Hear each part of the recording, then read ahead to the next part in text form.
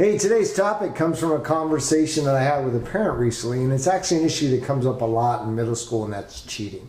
So, situation is, one child says to another, hey, can I copy the answers to your homework? Or, hey, what's the answer to number 5 on the quiz? And there may have been some cheating behavior before in elementary school, but really it comes into play more in middle school for the first time for a lot of kids. And it is a question of honesty, and sure, we want to be able to reinforce those values and ideals, but really in middle school, the connection point for me is one of our C's, which is connection, and that is simply said, kids want to be able to belong to a peer group, and kids that don't have that solid peer group in place are going to be more susceptible to that cheating behavior because they feel like if I respond to that request for the answers to the homework or the quiz questions, I might be better able to connect with that particular person in their peer group.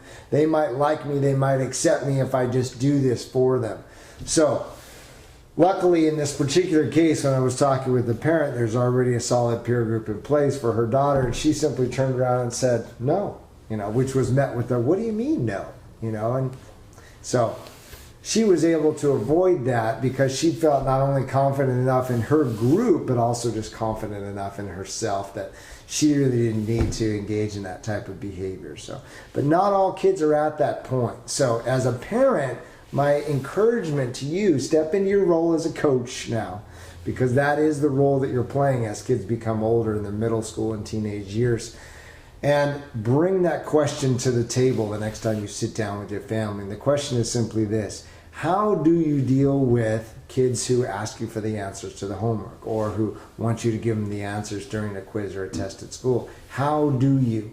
And you frame it that way so that your child has the opportunity to share their skills and expertise with this particular situation. They can offer you some of the things that they've already tried.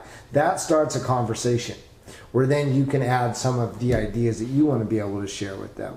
That's much better received than you sitting down and saying, this is what you should do when cheating happens or when somebody asks you if they can, By this point, middle school, kids can tend to back off or completely shut down if they feel like their parent is just giving the advice that they've been hearing for so many years. They're really ready to step into an action role.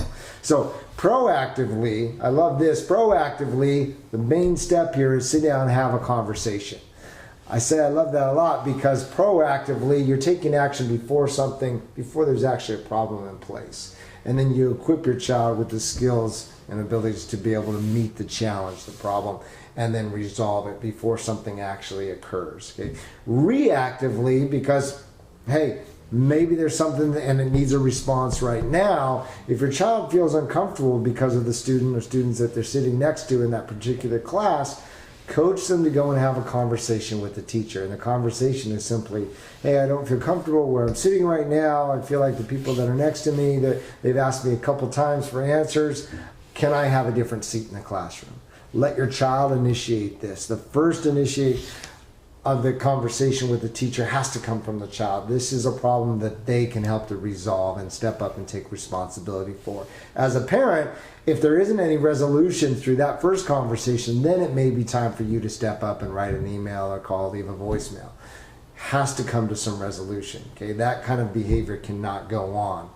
If you can nip it in the bud the very first time, simply as this child was able to say, no, I'm not going to do that, then you alleviate any of the future problems that come with having to say yes to that, and then it's, can you do my homework, and then it's, can you do something stupid, and gets all the way down there, and kids start to manipulate each other. So we don't even want to go there.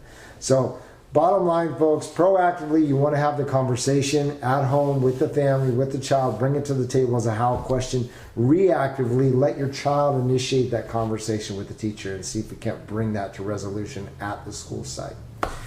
As I said, it's a common issue. It's one that's not really talked about, I don't think, enough with kids, so have the conversation, folks. All right. Have a wonderful Wednesday. I will see you back pre-big show tomorrow. Take care.